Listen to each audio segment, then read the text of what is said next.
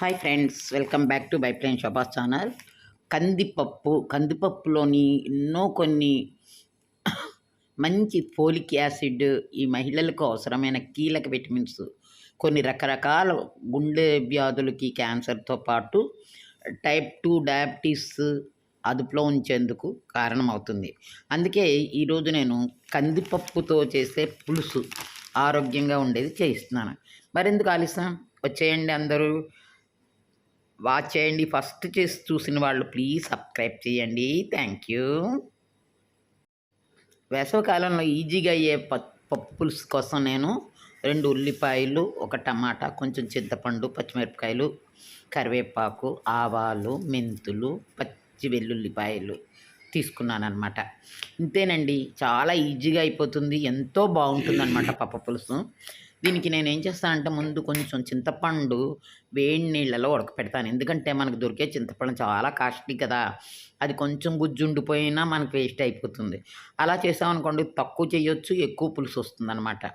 నేను ముందు పోపు వేయించుతాను. పోపు వేయించి అందులోని ఉల్లిపాయ ముక్కలు, టమాటాలు, కరివేపాకు వీటన్నిటినీ, తర్వాత పచ్చిమిరపకాయలు, వెల్లుల్లిపాయలు ఉంటాయి కదా, వాటిని కచ్చాబిచ్చా దంచేస్తానండి.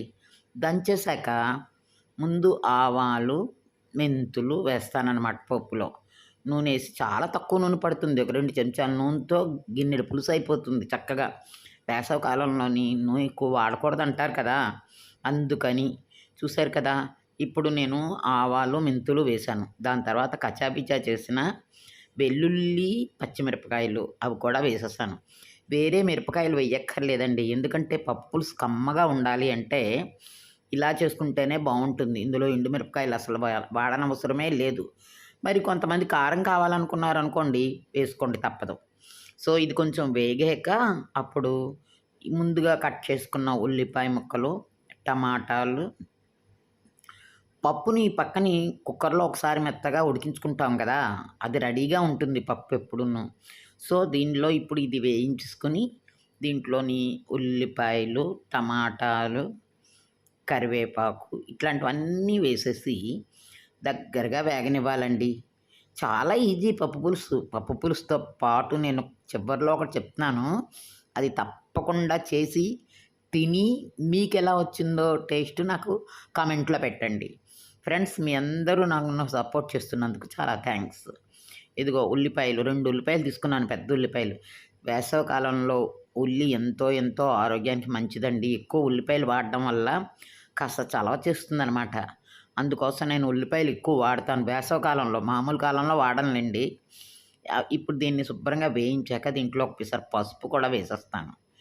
చూసారు కదా, పసుపు తర్వాత తగిన ఉప్పు కూడా వేస్తాను కొంచెం. ఎందుకంటారా, ఉప్పు పట్టిందనుకోండి కొంచెం టేస్టీగా ఉంటుందన్నమాట. ఇవన్నీ వేగాక పసుపు చక్కగా మంచి రంగు వస్తుంది, ఆరోగ్యానికి కూడా మంచిది. వేయించేటప్పుడు వేయడం వల్ల ఏమవుతుందంటే కమ్మగా ఉంటుంది వాసన. చూసారు కదా, ఉప్పు కూడా వేసేసానండి. ఉప్పు వేసాక, సరిపడా ఉప్పు వేసాక ఒకసారి కలిపేస్తానమాట. దీన్ని కలిపాక పప్పు, ఉడికిపోయిన పప్పు ఉంటుంది కదా, దాన్ని కూడా అందులో వేస్తాం. అప్పుడు అది శుభ్రంగా ఉడికిపోతుంది మెత్తగాను. దాంట్లో ఉల్లిపాయలతో పాటు పప్పు కూడా ఉడకనిస్తే మెత్తగా అయిపోతుంది అనమాట. అప్పుడు మెత్తగా అయ్యాక అప్పుడు దాంట్లోని ఒకసారి మూత కూడా పెట్టాలండి, ఎందుకంటే దగ్గరగా ఉడకాలి కదా, మూత పెట్టాలి. అలా మూత పెట్టడం వల్ల ఏమవుతుందంటే ఆవిరి కమ్మని వాసన పోకుండానమాట. ఆ తర్వాత దాన్ని తీస్తానన్నమాట. అయ్యో పడిపోయింది చూసారా, ఇదేనండి నా పని. అదే అయిపోయిందా, అది తీసాక దగ్గరకు వచ్చింది, చూసారు కదా ఎంత మంచి వాసన వచ్చిందో పప్పు పులుసు.